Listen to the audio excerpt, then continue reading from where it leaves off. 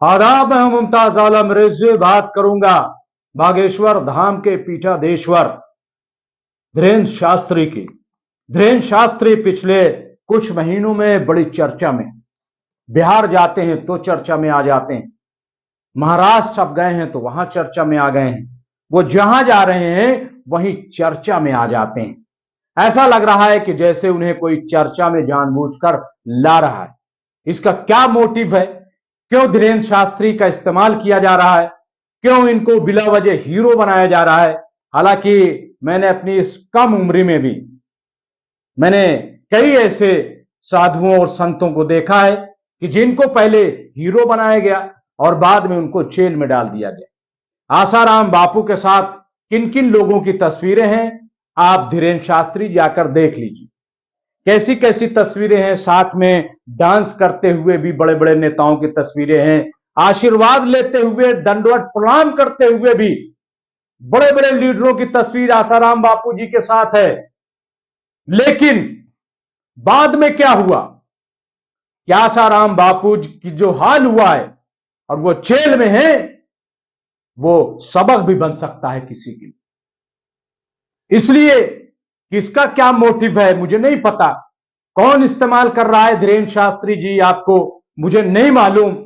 लेकिन अगर आप इतनी विद्या जानते हैं कि सामने वाले का मन पढ़ लेते हैं, सामने वाले का चेहरा पढ़ लेते हैं, सामने वाले का दिमाग पढ़ लेते हैं, तो मुझे हैरत है कि आप इस्तेमाल किए जा रहे हैं और आप किसी का दिमाग नहीं पढ़ पा कि कौन आपका गलत इस्तेमाल कर रहा है, मिस यूज कर रहा है। आप यकीनन यूजफुल चीज हैं, समाज के लिए आप बहुत अच्छा कर सकते हैं। अल्लाह ने आपको कुव्वत दी है, ईश्वर ने आपको अच्छी बोली दी है, आपकी जबान बड़ी प्यारी है, आपका चेहरा बड़ा अच्छा है। धीरेन्द्र शास्त्री जी, आप जब मुस्कुरा कर बात करते हैं तो लाखों लोगों का दिल जीत लेते, इसमें कोई शक नहीं है। मुझे भी बहुत अच्छा लगता है, न जाने कितनों का अच्छा लगता है। लेकिन जब फूल बरसते हुए चेहरे से, फूल बरसती हुई जबान से, बोली से जब आप आग उगलने लगते हैं तो अच्छे नहीं लगते हैं।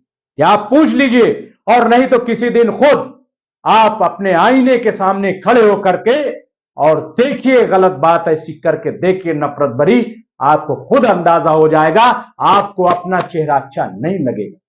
हालांकि मुझे कोई जरूरत नहीं थी कि मैं नसीहत करूं, मुझे कोई हक भी नहीं पहुंचता। लेकिन चूंकि आप बात पब्लिक प्लेस में करते हैं, आप बातें ऐसी करते हैं जो करोड़ों लोगों तक जाती है, पूरी दुनिया में शायद ये बात आपकी जा रही, इसलिए लगता है कि आपको, और चूंकि आप तक पहुंचना भी आसान नहीं, इसलिए जरूरी है। अभी आपने एक बयान दिया, उस पर डिबेट भी हो रही है, टीवी शोज भी हो रहे हैं। आपने बयान दिया कि हिंदू बहन मर जाना, लेकिन किसी दूसरे के साथ प्यार मत करना। अच्छी बात है, मैं इसको बुरा नहीं कहता। जो जिस मजहब में है उस मजहब का पालन करे, यह अच्छी बात है। कोई अगर हिंदू धर्म, सनातन धर्म को मानता है, वो उसका पालन करे, तभी वो ईमानदार कहलाएगा। कोई इस्लाम धर्म का पालन करता है, इस्लाम धर्म का अनुयायी है, तो इस्लाम धर्म का पालन करे, तभी वो ईमानदार कहलाएगा, वो साहिब ईमान कहलाएगा।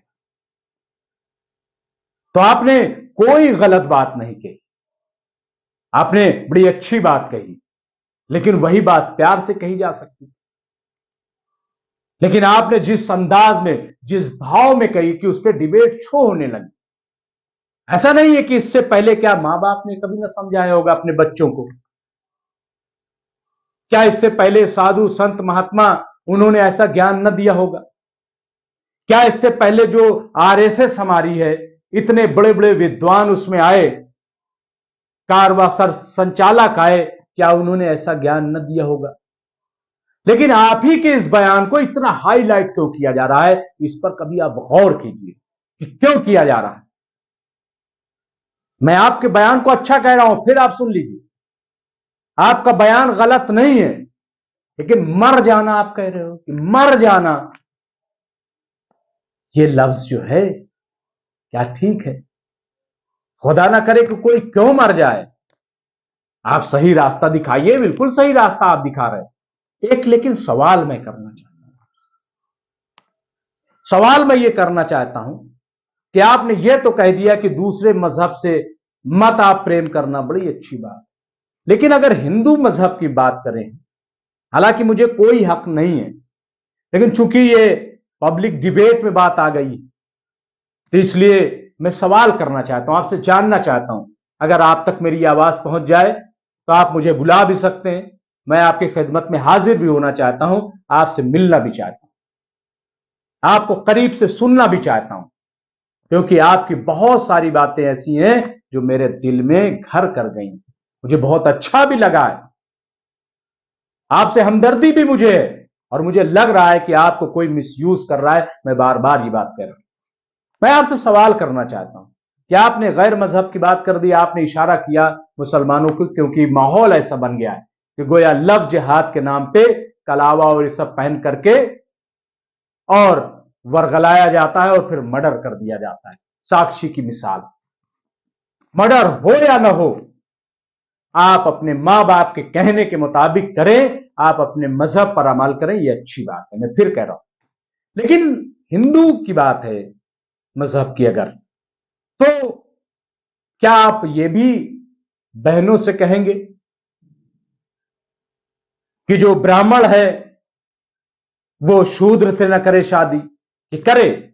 क्या यहां पे आप कहेंगे? क्या जो ब्राह्मण की लड़की है वो किससे शादी करे? अगर आप ही के यहां, चूंकि 4 वर्ण व्यवस्था जो है अब नहीं है, लेकिन फिर भी कहीं ना कहीं चलन में है, अभी भी हमारे यहां दलित एक तबका है, वैश्य है, क्षत्रिय है, ब्राह्मण है, यही है ना, ब्राह्मण, क्षत्रिय, वैश्य, शूद्र।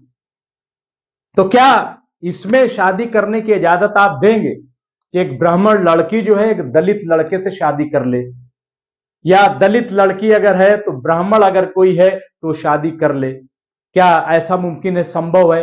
क्या इसकी आप इजाजत देंगे? क्या ये जो भेदभाव है इसको आप खत्म करने की बात करेंगे? आप सनातन धर्म की बात करते हैं तो इसका जवाब जरूर दीजिए। अब दूसरी तरफ में जो रद्द अमल के तौर पर मुमरा से खबर आई है कि वहां पे कुछ पोस्टर लगाए गए और वहां कहा गया है कि जो मुस्लिम लड़कियां हैं वो किसी गैर मुस्लिम से या लड़के हैं वो दोस्ती न करें। मैं इसकी भी मुखालफत करता हूं, किसी भी पस मंजर में कहा, दोस्ती जो है करना वो इस्लाम में मनाही नहीं है। जहां तक मैंने पढ़ा, दोस्ती लफ्ज उसमें कोई कैद नहीं है। निकाह आप न करें, और निकाह उस सूरत में कर ले कि अगर वो मुसलमान हो जाए। मैं दीन की बात कर रहा हूं, जो दीन कहता है, इसको अन्यथा मत लीजिएगा, अदरवाइज मत लीजिएगा। लेकिन दोस्ती करने पर कोई पाबंदी नहीं। अगर आप उनके बीच में जाएंगे नहीं तो आप ये बताइए फिर तबलीग का काम कैसे आप करेंगे? क्या हुजूर सल्लल्लाहु अलैहि वसल्लम यहूदियों के पास नहीं गए? क्या जो और सहाबा कराम हैं वो और जो दीगर मजहब के लोग हैं उनके पास नहीं गए, उनसे बातचीत नहीं की, उनको अपना नहीं माना?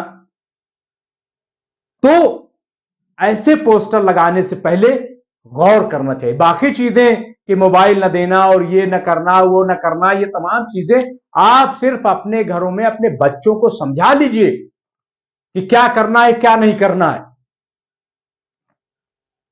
आपके पास मस्जिदें मौजूद है, वहां हर जुमा का खुतबा होता है, लेकिन ये पोस्टर इस किस्म का और ऐसे माहौल में चिपकाना, ये भी मुझे लग रहा है कि किसी साजिश का हिस्सा है। यहां पर भी वो तबका शामिल है जो चाहता है कि नफरत बढ़े। दोस्ती पर आप लगाम नहीं लगा सकते, दोस्ती पर पाबंदी नहीं लगा सकते। अगर कोई एजुकेशन है वहां पे और आपके बच्चे जाते हैं तो आप ये मना नहीं कर सकते कि दोस्ती मत कीजिए, तो फिर वहां पढ़ेंगे कैसे, एक दूसरे को जानेंगे कैसे? और जब तक एक दूसरे को जानेंगे नहीं, समझेंगे नहीं, तब तक अपनी बातों को बताएंगे कैसे? तो मैं समझता हूं कि ये जो पोस्टर है वो भी बड़ी साजिश का हिस्सा है।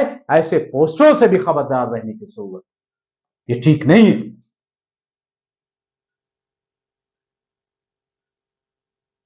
तो बहरहाल मैं यही चंद बातें कहने के लिए हाजिर हुआ हूं, और मुझे लग रहा है कि जो पूरा माहौल है, ये माहौल बंद होना चाहिए, सही बात होनी चाहिए, सच्ची बात होनी चाहिए।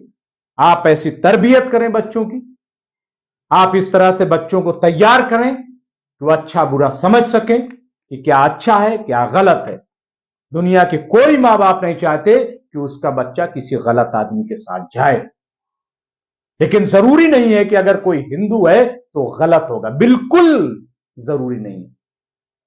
और अगर कोई मुसलमान होगा तो गलत होगा, यह भी जरूरी नहीं है।